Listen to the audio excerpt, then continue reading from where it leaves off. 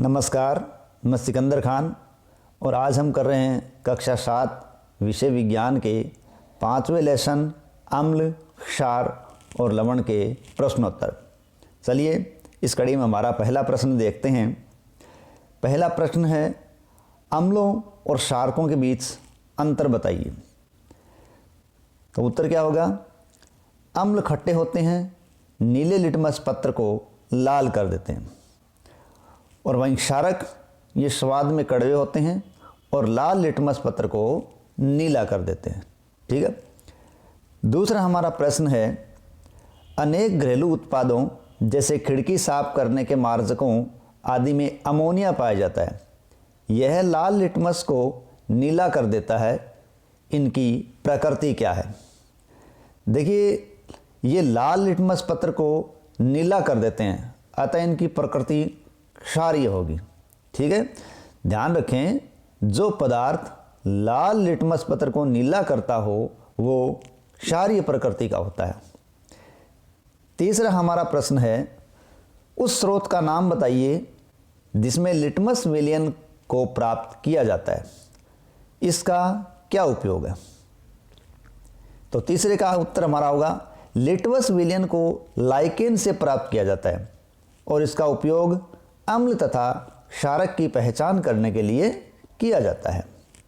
चौथा प्रश्न है, क्या आसुत जल अम्लीय या क्षारीय या उदासीन होता है और आप इसकी पुष्टि कैसे करोगे? ठीक है, तो इसका आंसर क्या दिया जाएगा? देखिए, आसुत जल की प्रकृति उदासीन होती है। जब लाल या नीले लिटमस पत्रों को इस आसुत जल में डाला जाता है तो लाल या नीले लिटमस पत्र के रंग में कोई परिवर्तन नहीं होता। इसे पता चलता है कि आसुत जल उदासीन प्रकृति का होता है। नेक्स्ट पांचवा प्रश्न है, उदासीनीकरण के प्रक्रम को एक उदाहरण देते हुए समझाइए। देखिए, उदासीनीकरण अम्ल तथा क्षार के बीच होने वाली अभिक्रिया उदासीनीकरण अभिक्रिया कहलाती है। इस अभिक्रिया में अम्ल तथा क्षार एक दूसरे के प्रभाव को समाप्त कर देते हैं, यानी ना तो वो अम्ल का प्रभाव रहता है और ना क्षार का प्रभाव रहता है, दोनों एक दूसरे के प्रभाव को समाप्त कर देते हैं।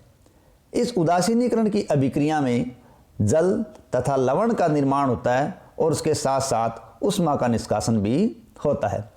नीचे हम एग्जाम्पल के रूप में देखें तो देखिए, सोडियम हाइड्रोक्साइड जिसको हम NaOH से दर्शाते हैं तथा हाइड्रोक्लोरिक अम्ल जिसको हम HCl से दर्शाते हैं, इनके बीच होने वाली अभिक्रिया सोडियम क्लोराइड NaCl तथा जल का निर्माण करती है। यानी सोडियम हाइड्रोक्साइड और हाइड्रोक्लोरिक अम्ल ये क्षार और अम्ल हैं, इनके बीच जब अभिक्रिया होती है तो सोडियम क्लोराइड लवण और जल का निर्माण होता है और साथ ही साथ ऊष्मा का निष्कासन होता है। इसको हम समीकरण के रूप में नीचे देख सकते हैं। जैसे नीचे समीकरण अपने को दी गई है, NaOH प्लस HCl। NaOH एक क्षार है जबकि HCl एक अम्ल है और इन दोनों के बीच अभिक्रिया होती है। इन दोनों के बीच होने वाली अभिक्रिया से NaCl लवण और H2O जल और ऊष्मा का निर्माण होता है। ठीक है, तो ये है उदासीनीकरण अभिक्रिया। नेक्स्ट हमारा अगला क्वेश्चन है, निम्नलिखित कथन यदि सही है तो T और गलत है तो F लिखें। T का मतलब है ट्रू यानी सही और F का मतलब फॉल्स यानी गलत। नाइट्रिक अम्ल लाल लिटमस को नीला कर देता है, तो ये बात बिल्कुल गलत है, इसलिए हमने क्या लिखा है? F। देखिए, नाइट्रिक अम्ल एक अम्ल है और अम्ल जो भी होगा वो नीले लिटमस पत्र को लाल करता है, न कि वो लाल को नीला करेगा। यहां बताया गया कि लाल को नीला करता है, तो अम्ल लाल को नीला नहीं करता। ठीक है, इसलिए बिल्कुल गलत बात है। नेक्स्ट इसमें दे रखा है, सोडियम हाइड्रोक्साइड नीले लिटमस को लाल कर देता है। देखिए, सोडियम हाइड्रोक्साइड एक क्षार है और क्षार है वो नीले लिटमस को लाल नहीं करता बल्कि वो लाल को नीला करता है। ठीक है, तो ये भी बिल्कुल गलत है।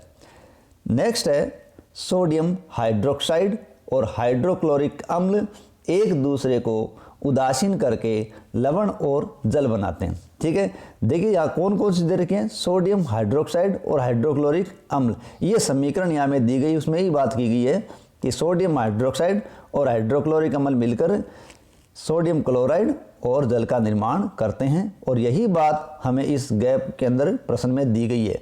इसका मतलब ये बिल्कुल सही है। और हमने क्या लिखा है, टी यानी ट्रू। घ, सूचक वह पदार्थ है जो अम्लीय और क्षारीय विलयनों में भिन्न रंग दर्शाता है। बिल्कुल, सूचक वो पदार्थ है जो अम्लीय और क्षारीय विलयनों में भिन्न रंग दर्शाएगा। इसी के आधार पर हम इनकी पहचान करेंगे कि ये अम्ल है या क्षार है।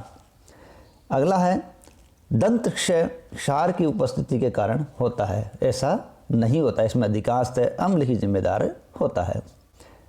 नेक्स्ट हमारा क्वेश्चन है, दोरजी के रेस्टोरेंट में शीतल मृदु पेय की कुछ बोतलें हैं। ठीक है, ठंडे पेय की कुछ बोतलें हैं, लेकिन दुर्भाग्य से वह चयनित नहीं है। उसे ग्राहकों की मांग के अनुसार पेय परोसने हैं। एक ग्राहक अम्लीय पेय पदार्थ चाहता है, दूसरा क्षारकीय पेय पदार्थ चाहता है और तीसरा उदासीन पेय चाहता है। दोरजी ये कैसे तय करेगा कि कौन सी बोतल किस ग्राहक को देनी है। ठीक है, तो यहाँ उसके सामने जब बोतल पे अंकन नहीं है तो समस्या आ रही है। अब वो क्या करेगा, दोरजी उन सब का स्वाद चखकर पता कर सकता है। जो खट्टी होगी वो अम्लीय होगी, जो स्वाद में कड़वी लगेगी वो क्षार की होगी, तथा जो न खट्टी होगी और न ही कड़वी होगी वो उदासीन प्रकृति की होगी। ठीक है, इस प्रकार वो चख कर उनका पता लगा सकता है। लेकिन यदि दोरजी लिटमस के बारे में जानता है, किसके बारे में, लिटमस के बारे में जानता है, तो वो क्या करेगा, लिटमस के आधार पर भी इनका पता कर सकता है, क्योंकि वो अम्ल, लवण और साथ तीनों का पता लगा सकता है। क्योंकि जो पेय पदार्थ नीले लिटमस को लाल कर देगा वह अम्लीय होगा। जो नीले लिटमस पत्र को लाल कर देगा वह अम्लीय होगा, तथा जो पदार्थ लाल लिटमस पत्र को नीला कर देगा वह क्षारीय होगा। और जो लिटमस के प्रति कोई भी क्रिया नहीं दर्शाएगा वह उदासीन होगा। इस प्रकार वो लिटमस के माध्यम से भी पता कर सकता है। देखिए, अम्ल और क्षार और लवण, इनके बारे में हम इस नाम से पता रख सकते हैं। जैसे ये पदार्थ है अनीला, अनिल नाम से भी हम इसको संकेत कर सकते हैं, अनिल या अनिला। देखिए, इसका मतलब अम्ल नीले लिटमस पत्र को लाल कर देता है, तो ये अम्ल हमेशा याद रहेगा। तो उसको विपरीत पढ़ेंगे कि क्षार है वो लाल लिटमस पत्र को नीला कर देता है, तो हम जिंदगी में इसको कभी भी नहीं भूलेंगे। ठीक है, तो अनिला से आप संकेत लगा सकते हो कि अम्ल नीले लिटमस पत्र को लाल करता है। ठीक है, नेक्स्ट हमारा प्रश्न है 8वां प्रश्न, समझाइए ऐसा क्यों होता है। और पहला प्रश्न है, जब आप अति अम्लता से पीड़ित होते हैं तो प्रति अम्ल की गोली लेते हैं, और ऐसा होता है। इसका आंसर क्या होगा, देखिए, आमाशय में अम्ल की मात्रा आवश्यकता से अधिक हो जाती है तो अपाचन हो जाता है, हमें खट्टी डकारें भी आने लग जाती है इससे, जिससे छुटकारा पाने के लिए हम दूध या मैग्नीशियम जैसा कोई प्रति अम्ल लेते हैं। ठीक है, यानी दूध या मैग्नीशियम जैसा कोई प्रति अम्ल लेते हैं, जिसे मैग्नीशियम हाइड्रोक्साइड उसके अंदर होता है। अब ये प्रति अम्ल अम्ल के प्रभाव को उदासीन कर देता है और इससे हमें आराम मिल जाता है। इसलिए हम अति अम्लता से पीड़ित होने पर प्रति अम्ल की गोली लेते हैं। सेकंड, जब चींटी काटती है तो त्वचा पर केलेमाइन का विलयन लगाया जाता है। यकीनन इसका आंसर क्या होगा, जब चींटी काटती है तो हमारी त्वचा में चींटी फॉर्मिक अम्ल डाल देती है, क्योंकि चींटी के डंक में फॉर्मिक अम्ल होता है। इस अम्ल के प्रभाव को कम करने के लिए या उदासीन करने के लिए खाने का सोडा या केलेमाइन विलेन है वो लगाया जाता है। और केलेमाइन विलेन में जिंक कार्बोनेट होता है जो इस जलन को या फॉर्मिक अम्ल के प्रभाव को समाप्त कर देता है। नेक्स्ट है, कारखाने के अपशिष्टों को जलाशयों में बहाने से पहले उसे उदासीन किया जाता है। ठीक है, यानी ऐसा क्यों करते हैं। देखिए, जलाशय है, कारखानों से निकलने वाले अपशिष्टों में अम्लीय पदार्थ मिले होते हैं, और यदि ऐसे अपशिष्ट पदार्थ को अगर सीधे ही जलाशयों में डाल दिया जाए तो वो अम्लीय वहाँ चला जाएगा, और वहाँ जलाशयों में रहने वाले जलीय जीव अम्लों के कारण नष्ट हो सकते हैं। अतः उन्हें नष्ट होने से बचाने के लिए कारखानों के अपशिष्ट को पहले से ही उदासीन कर दिया जाता है, ताकि वो जल में रहने वाले जीवों को कोई नुकसान नहीं पहुंचा सके। ठीक है, नेक्स्ट हमारा प्रश्न है, यदि आपको 3 द्रव्य दिए जाएं और इनमें से एक हाइड्रोक्लोरिक अम्ल हो, यानी एक अम्ल है, दूसरा सोडियम हाइड्रोक्साइड वो एक क्षार है, और तीसरा शक्कर का विलयन है। ठीक है, 3 चीज़ें। यदि आप हल्दी को सूचक की तरह इस्तेमाल करें तो इनकी पहचान कैसे करोगे? देखिए, इनकी पहचान करना बिल्कुल आसान काम होगा। इनकी पहचान करने के लिए तीनों द्रवों की एक एक बूंद हम हल्दी सूचक पर डालेंगे, और जिस बूंद से हल्दी पत्र लाल हो जाएगा, देखिए हल्दी पत्र पीला होगा हल्दी के कारण, और जिस बूंद से हल्दी पत्र लाल हो जाएगा वो विलयन क्षारीय होगा, क्योंकि क्षारीय विलयन है वो पीले हल्दी पत्र को लाल करता है। इस प्रकार हम जान पाएंगे कि सोडियम हाइड्रोक्साइड किस में है। अब हमें क्षार का पता चल गया, क्योंकि परिणाम सोडियम हाइड्रोक्साइड ही देगा, वो क्षार होगा। अब इसके पश्चात हम सोडियम हाइड्रोक्साइड का इस्तेमाल करके ही अम्ल और उदासीन का पता लगा सकते हैं। सोडियम हाइड्रोक्साइड विलयन की एक एक बूंद हम शेष बचे दोनों द्रवों में डाल देते हैं। ठीक है, एक हमने उदासीन में डाल दी, एक हमने अम्ल में डाल दी। तत्पश्चात दोनों विलयन की एक एक बूंद फिर हल्दी पत्र पर डालेंगे, तो जो विलयन हल्दी पत्र को इस बार लाल कर देगा वह विलयन क्षार होगा। क्यों? क्योंकि उदासीन और क्षार का मिश्रण क्षार बन जाता है। तो अब उदासीन में हमने जब क्षार डाला था तो वो क्षार बन गया, इसलिए वो रिजल्ट दे रहा है, उसको लाल कर रहा है, इसका मतलब वो उदासीन था। शेष बचा हुआ द्रव्य अम्ल होगा, क्योंकि वह हल्दी पत्र पर लाल रंग नहीं देगा। इस प्रकार हम इसकी पहचान कर सकते हैं।